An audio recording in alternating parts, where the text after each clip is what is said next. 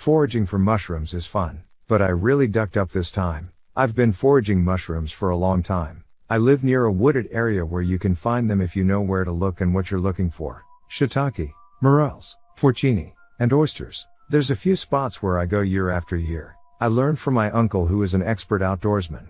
He showed me a few of the best places. When I was younger I found my own as well. But now I have so many to choose from I don't go exploring as much anymore. I've saved a few people from accidentally ingesting false morels and other dubious fungi. Since I know what I'm doing, people occasionally ask me to take them out foraging. I always tell beginners never to trust their own instincts. Always ask a professional. But sometimes even experts make mistakes. I can't help but think about the mushroom I ate without giving it a proper inspection. When I was younger and in my early days of solo foraging, I had diarrhea for 2 weeks after that and swore I would never touch the damn things ever again. This time I made a much larger mistake. Though, I was out in the forest heading to one of my usual spots when I thought I saw a large shiitake mushroom growing in the dirt at the base of a tree. I picked it from the dirt and inspected it. Satisfied with what I saw in the dim light, I stuffed it in my sack. Mushroom foragers who have been doing it for long enough like myself like to carry our mushrooms in something that allows for spores to fall through the gaps at the bottom,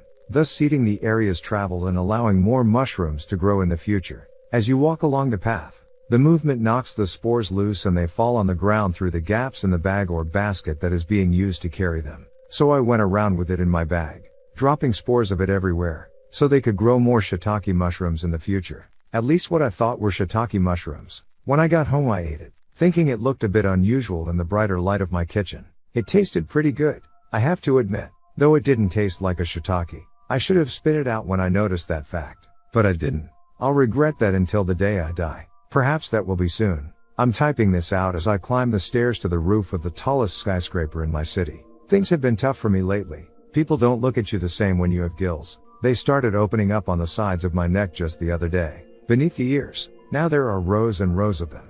Black, soft and fragile like the gills on the bottom of a mushroom cap, growing all over my body. They started in the dark, damp places like behind my ears and my armpits and groin, and then soon they were everywhere. Do you know that there are mushrooms that have mind control powers? You learn about these things when you're a mushroom forager. You can search online and find pictures of ants with mushrooms all over them, growing out of their heads. They look like ordinary mushrooms except they are essentially parasites that turn the host into a zombie. They colonize the poor insect and takes over its brain and muscles. It drugs the ant and compels them to climb. I'm at the roof now, and I'd like to think I came here because I wanted to, because I like the view. But I know the truth. The mushroom I ate is an unknown cousin of the cordyceps family. I'd wager, one that has the ability to affect humans, to infect humans. A mind control parasite mushroom like the one that affects the ants and causes them to climb high above their colony. I stand above the city and can feel it cracking through my skull. Its roots dig further into my brain and the pain is excruciating.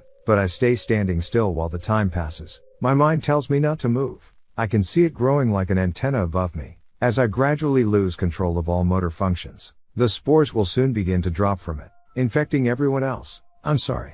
I couldn't help it. The mushroom made me do it.